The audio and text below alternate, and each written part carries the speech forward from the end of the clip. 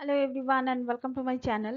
এখন আমি মাডগাঁও এক্সপ্রেস এই সিনেমাটা নিয়ে কথা বলবো। এই সিনেমাটার পরিচালনা করেছেন কুনাল খেমু এবং মুখ্য চরিত্রে যারা যারা আছেন দেবেন্দু, প্রতীক গান্ধী, অবিনাশ তিওয়ারি, নোরা ফাতেহি সহ আরও অনেকে।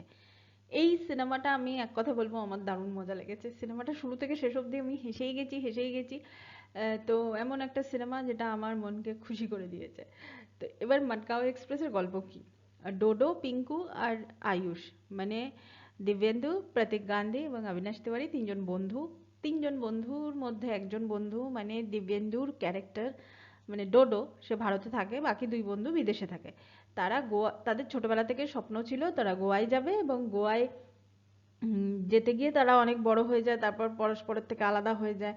এবার দুই বন্ধু আবার ইন্ডিয়াতে আসে, মানে পিঙ্কু আর আয়ুষ আবার ইন্ডিয়াতে আসে। ইন্ডিয়াতে এসে তিনজনে মিলে গোয়ায় যায়। এবার গোয়ায় গিয়ে কি কি ঘটনা ঘটে সেটা নিয়ে হচ্ছে মাডগাঁও এক্সপ্রেস। এখানে একটা বিশেষ চরিত্র নোরা ফাতেহি আছে। তবে নোরা ফাতেহিকে কিন্তু এখানে হাই গরমি এরকম কিন্তু লাগেনি, এখানে কিন্তু বেশ ভালো লেগেছে নোরা ফাতেহিকে। তো এখানে অ্যাকচুয়ালি ডিরেক্টর তাকে ভালোভাবে ব্যবহার করেছে। তো এইখানে মাডগাঁও এক্সপ্রেসে আমি যদি অভিনয়ের কথা বলি, অভিনয়তে এখানে দিব্যেন্দু এবং প্রতীক গান্ধী, বিশেষ করে প্রতীক গান্ধীকে এমনিতেও আমার খুব ভালো লাগে।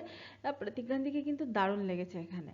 ওই মানে একটা সময় আসছে, মানে হঠাৎ করে কিছু ড্রাগস তার ভেতরে চলে যাচ্ছে, তখন তার চরিত্রের মধ্যে একটা ভেরিয়েশন চলে আসছে। আবার যেই তার রেশটা কেটে যাচ্ছে, তখন তার যেরকম ধরনের ব্রেকডাউন হচ্ছে।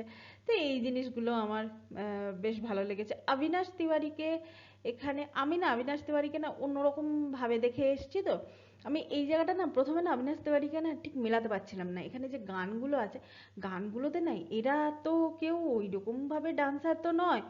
আর এরা যে যে ধরনের কাজ করেন, দিব্যেন্দু, প্রতীক গান্ধী, অবিনাশ তিওয়ারি যে ধরনের কাজ করেন, মানে ক্যারেক্টার রোল করেন, যথেষ্ট ভালো অভিনেতা, তিনজনেই ভালো অভিনেতা। কিন্তু তাদের এরকম নাচ আমি দেখে না, মানে আমি না বিশ্বাসই করতে পারছিলাম না এরা এরকম একদম পুরো মেন স্ট্রিম কমার্শিয়াল মাস মুভির মতো এরকম ভাবে তারা নাচ করবে। বেশ ভালো লাগছিল কিন্তু, মানে অতটা এক্সপার্ট নয় কিন্তু তবুও আমার কিন্তু বেশ তিনজনকে ভালো লাগছিল।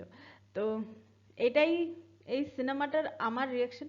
আমার না সিনেমাটা নিয়ে আলাদাভাবে বলার কিছু নেই, আমার সিনেমাটা খুব ভালো লেগেছে। মানে এত হেসেছি, বিশেষ করে শেষে মানে হাজব্যান্ড ওয়াইফের ডিভোর্স হয়ে গেছে, তারপর মানে তারপরে ট্রেনের মধ্যে যে সিনগুলো হয়, সেই সিনগুলো আমার এত হাসিয়েছে আমাকে। আর এখানে কিছু কিছু সিনেমাকে হোমাজ দেওয়া হয়েছে, সেই জায়গাগুলো বেশ ভালো লাগে। এবং তিনজনের যে অভিনয়টা বেসিক্যালি কি, মানে মানুষকে হাসানো হচ্ছে সবচেয়ে কঠিন জিনিস অভিনয়ের মাধ্যমে। কাঁদাতে পারবেন, আপনি প্রেমে পড়াতে পারবেন, কিন্তু হাসানো ইটস নেক্সট টু ইম্পসিবল। কমেডিয়ানদের ওই জন্য বলা হয়, যে কমেডিয়ান হয় তারা খুব ভালো অভিনেতা হয়। তো এদের কমিক টাইমিং যেরকম, মানে একটা সিরিয়াস সিন, একজন কেউ নিজের লাভ স্টোরি নিয়ে বলছে, তারপরেই এমন একটা ডায়লগ ডেলিভারি হচ্ছে যে মনে হচ্ছে যেন, মানে আরে এই তো সিনটা একটু গম্ভীর হতে শুরু করলো, আবার হালকা হয়ে গেল। তো ওইভাবে ওই জিনিসগুলো আমার তো বেশ ভালো লেগেছে মাডগাঁও এক্সপ্রেসে। আমি অবশ্যই বলছি আপনারা সিনেমা হলে গিয়ে সিনেমাটা দেখুন। সামনে ইলেকশন আসছে, বহুত চাপ, মাথা হালকা করার জন্য মাডগাঁও এক্সপ্রেস দেখুন। So thank you so much, that's all.